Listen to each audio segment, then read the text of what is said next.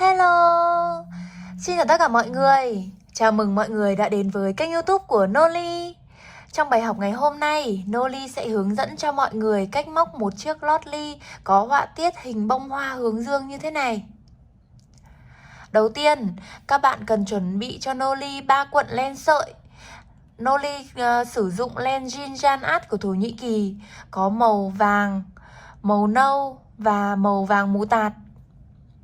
Để thực hiện một bộ chiếc lót ly gồm 6 chiếc, các bạn cần chuẩn bị cho Noli 3 cuộn len là đủ. Tiếp theo, các bạn cần chuẩn bị thêm một cây kim móc 3,5mm đầu 6/0. Với sợi len jean có kích thước là 1,5mm thì các bạn sử dụng kim như vậy là phù hợp. Đây, các bạn có thể thấy thông số của nhà sản xuất này. Hướng dẫn là với len jean, khi đan chúng ta sẽ sử dụng kim 3,5mm. Khi móc sẽ sử dụng kim 3,5mm. Đó. Thành phần chính của len jean là 55% là cốt tông. Nên khi móc nhiều thành phần cốt tông thì sản phẩm sẽ không bị xù và lên sản phẩm thì khá là nhẹ. Tiếp theo, các bạn cần chuẩn bị cho Noli thêm một chiếc kim khâu để chúng ta giấu sợi len thừa. Kế đến là một chiếc đánh dấu hình kim băng để đánh dấu hàng. Cuối cùng là một chiếc kéo. Với chiếc lót ly như thế này thì các bạn sẽ có thể thấy được là đường kính bên trong của chiếc lót ly khoảng 7,5cm. Đường kính rộng nhất bên ngoài là khoảng 13cm. Đường kính này là phù hợp để chúng ta để một chiếc ly hoặc là ly cao để uống nước cũng được. Đều phù hợp với cái đáy có kích thước khoảng 7cm như thế này nhé. Rồi, bây giờ chúng ta cùng bắt đầu làm thôi. Đầu tiên, các bạn tạo cho Noli một vòng tròn ma thuật. Các bạn vòng lên như thế này. Sau đó thì giữ lại bằng ngón cái. Các bạn luồn len qua, kéo len lên này, rút ngón tay trỏ ra. Các bạn móc cho mình là 2 mũi móc xích. Như vậy là chúng ta đã hoàn thành xong được là một vòng tròn ma thuật và 2 mũi móc xích. Các bạn sẽ lấy len móc vào vòng tròn ma thuật 13 mũi kép đơn.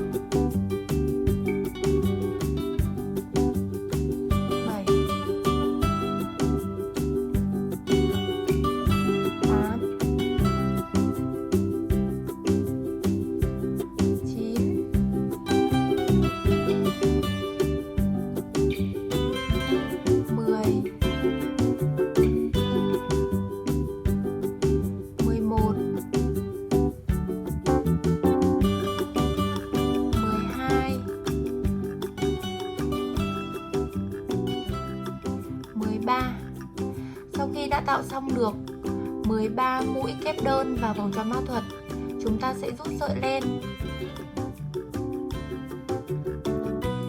Các bạn sẽ trượt cho mình một mũi trượt để chúng ta khép vòng. Các bạn để ý này, 1, 2, 3. Chúng ta sẽ trượt vào chân xích thứ 3, kéo len qua. Nếu các bạn chưa biết các kỹ thuật để móc len cơ bản như thế nào thì mình có để phía dưới phần mô tả của video này. Các bạn có thể kích vào để xem hướng dẫn chi tiết các mũi móc cơ bản nhé. Sau khi móc xong hàng số 1 thì các bạn sẽ đổi len cho mình sang màu vàng mù tạt. Chúng ta sẽ trượt mũi qua, móc lên là 2 mũi móc xích. Các bạn sẽ thắt cái sợi dây màu nâu ở đằng sau này lại nhé.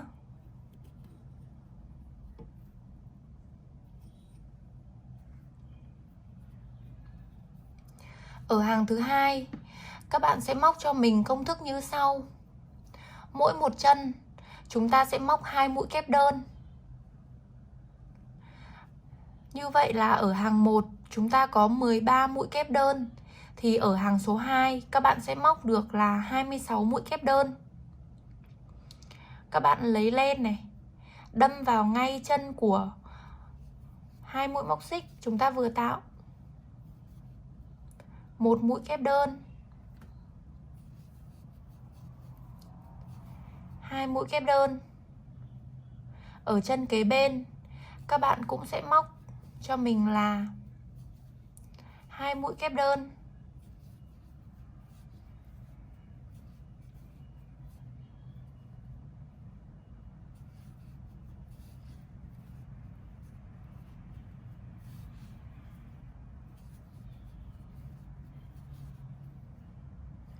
Chúng ta cứ móc như vậy cho tới hết hàng.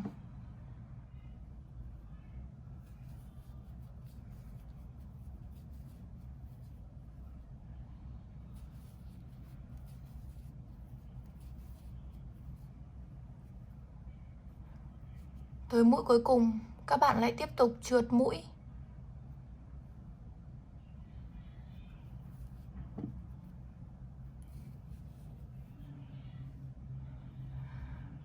Lên hàng số 3, chúng ta thả sợi màu vàng xuống và lấy sợi màu nâu lên. Các bạn lại móc cho mình 2 mũi móc xích. Rút sợi màu vàng lại. Chúng ta sẽ dùng kéo để cắt sợi màu vàng luôn.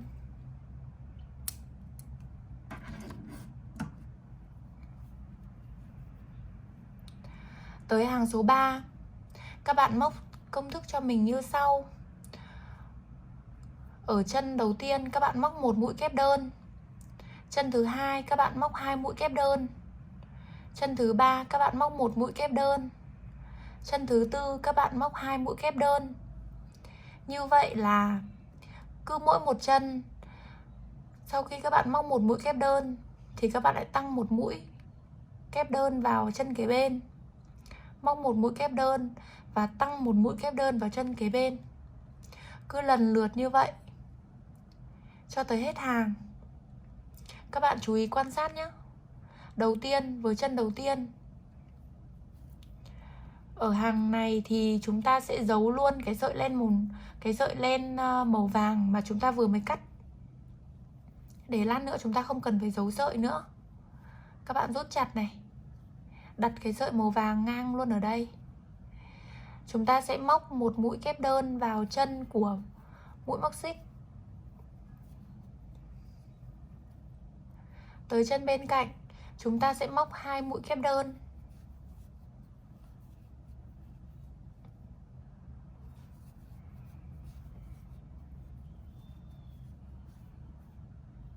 Chúng ta lại móc 1 mũi kép đơn. Và 2 mũi kép đơn.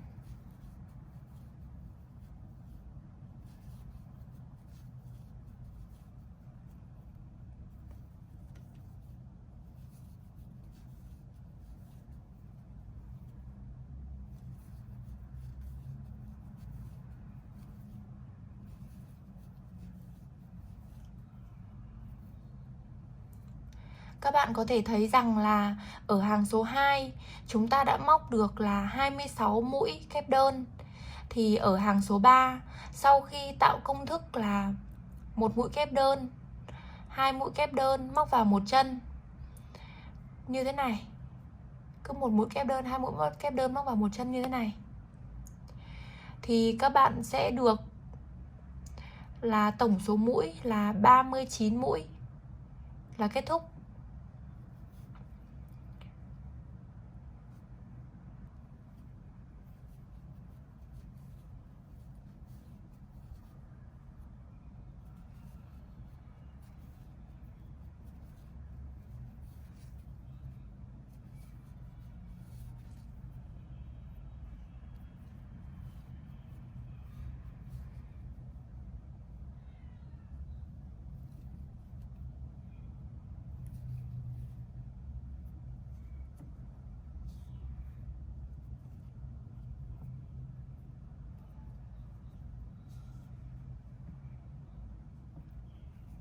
Tới hàng số 4, các bạn sẽ đổi len sang màu vàng.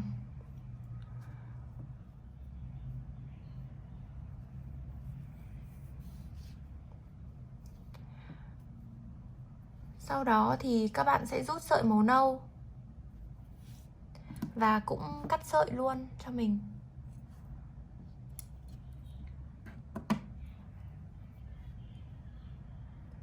Tới hàng số 4, các bạn sẽ móc cho mình là 4 mũi móc xích. Ở đây chúng ta đã được một mũi móc xích này. 2 3 4. Các bạn sẽ móc 4 mũi móc xích.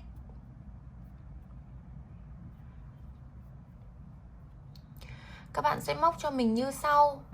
Chúng ta sẽ đếm chân mũi này. 1 này, 2. Cứ cách 2 mũi các bạn lại móc vào chân mũi thứ 3. Một mũi đơn. Chúng ta sẽ lên này. 1 2 3 4 mũi. Thì các bạn cách 2 mũi này, 1 2. Chúng ta lại móc vào. Móc một mũi đơn vào chân thứ 3. Các bạn lại lên tiếp tục cho mình là 4 mũi móc xích. Bỏ qua 2 mũi, 1 2. Móc vào chân thứ 3. Một mũi móc đơn.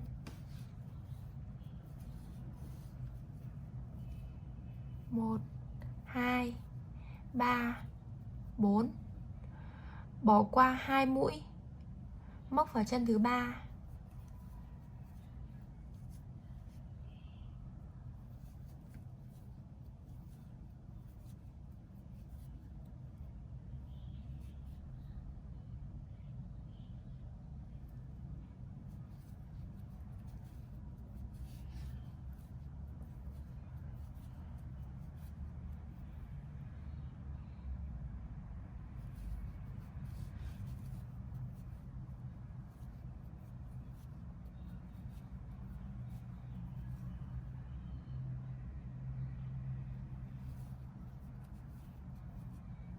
Cứ liên tiếp như vậy cho tới hết hàng.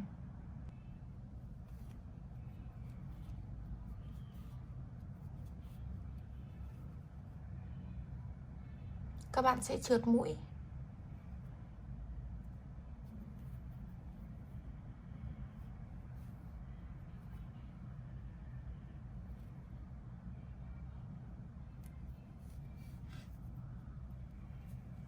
Là chúng ta đã kết thúc hàng số 4.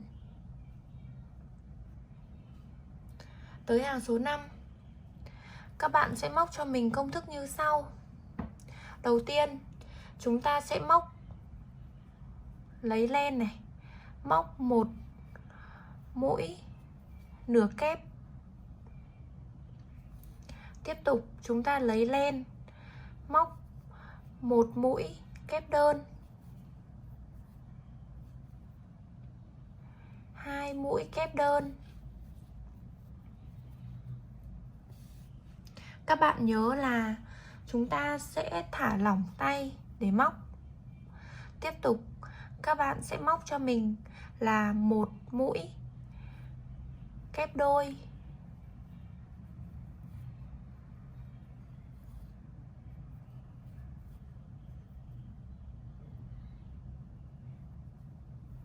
2 mũi kép đôi.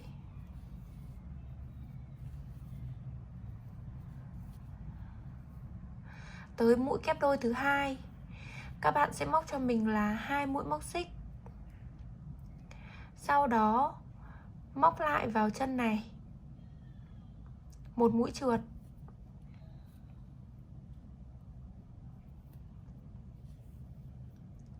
Chúng ta lại tiếp tục móc một mũi kép đôi,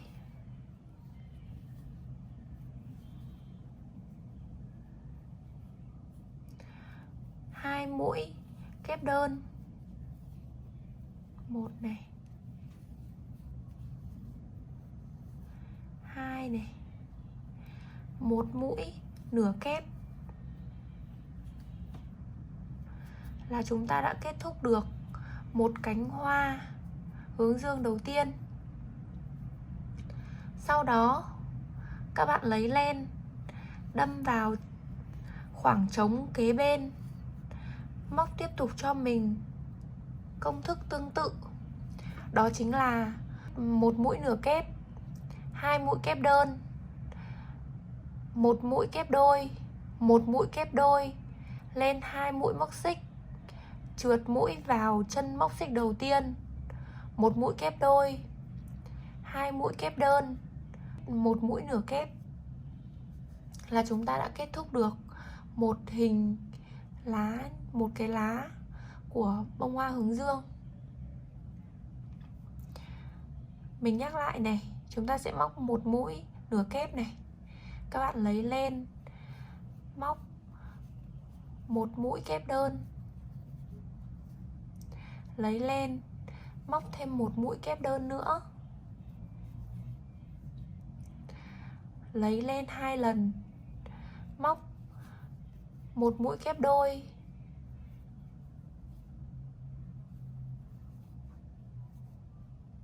lấy lên 2 lần, móc một mũi kép đôi,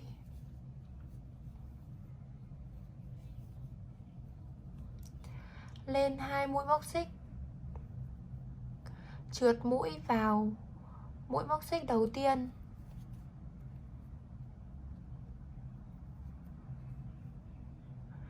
lên 2, lấy lên 2 lần, móc mũi kép đôi,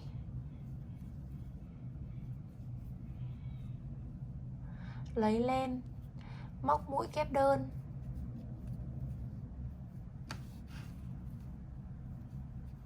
lấy lên móc một mũi kép đơn, lấy lên móc một mũi nửa kép,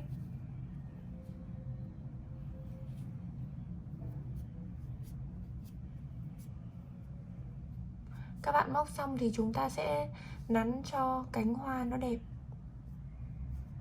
Đó, như vậy là chúng ta đã hoàn thành được là 2 cánh hoa hướng dương.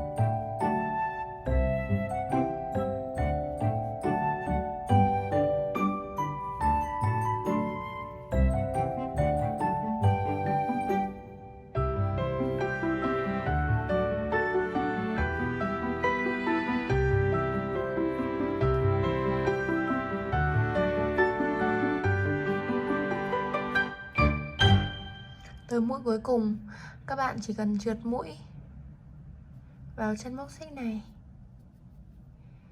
Sau đó kéo qua lên một mũi móc xích. Sau đó thì chúng ta cắt lên.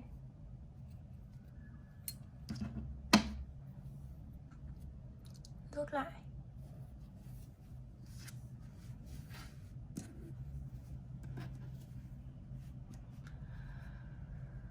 Như vậy là chúng ta đã hoàn thành xong được chiếc lót ly.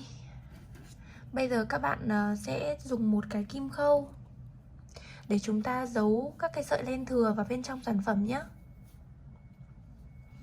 Ở cái phần này các bạn sẽ rút sợi này cho nó chặt lại. Sau đó thì chúng ta chỉ cần cắt len thôi.